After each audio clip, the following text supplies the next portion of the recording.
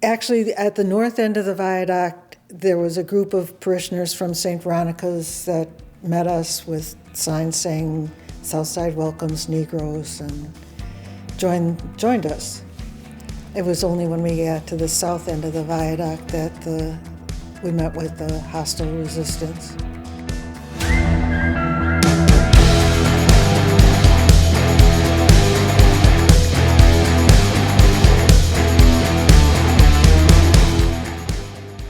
As I figure it, there could not have been many more than 200 of us, 250 at the absolute maximum. The police estimate says that there were 5,000 to 8,000 counter-demonstrators. We didn't have a parade permit, so we were supposed to walk on the sidewalk. Well, that's where all the so-called counter-demonstrators were. I mean, it would have been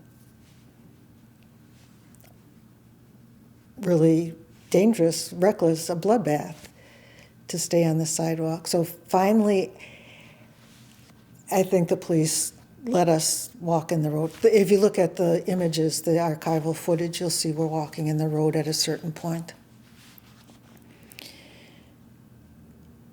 My best memory is being in Kosciuszko Park and a police officer coming up to us and saying, well, the noise was terrific because of and the police kept the crowds on the south side of Lincoln Avenue. But still, there was this roar that was sort of engulfing us, and here we were around a cluster of picnic tables, and there's a park official yelling that we don't have we have a picnic permit, and picnic permits do not permit speeches. But Father Groppi got up on a picnic table, and how else was he going to be heard but shouting? Anyway, this police officer came up to us and said, Father, would you say your prayer or whatever it is you want to do here? And then let's get out because we can't hold them.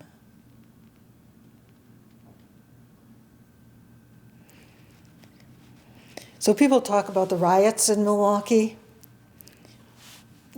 What they don't make clear is that at least 2 of those riots were white people on the south side. Because white people aren't rioters, white people are counter-demonstrators.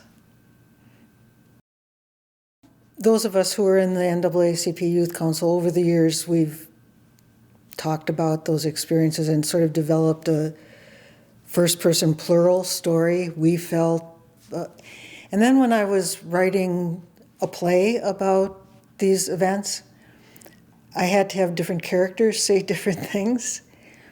So I had to separate out that we into Mary and Shirley and Peggy. And I realized that while most other people in that initial march were terrified, you know, they had been told by their families, don't go on the south side. Not that night, they weren't told that, but all their lives, they were, that's trouble. You'll get in trouble if you go there. You'll get hurt. So they were terrified.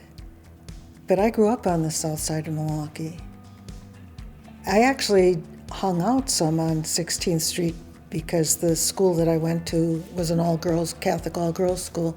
There's a Catholic all-boys school that was not very far away from, it's on 13th and Wind Lake.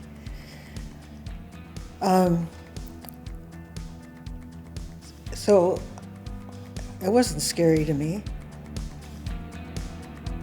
Found out it makes a big difference who you're with.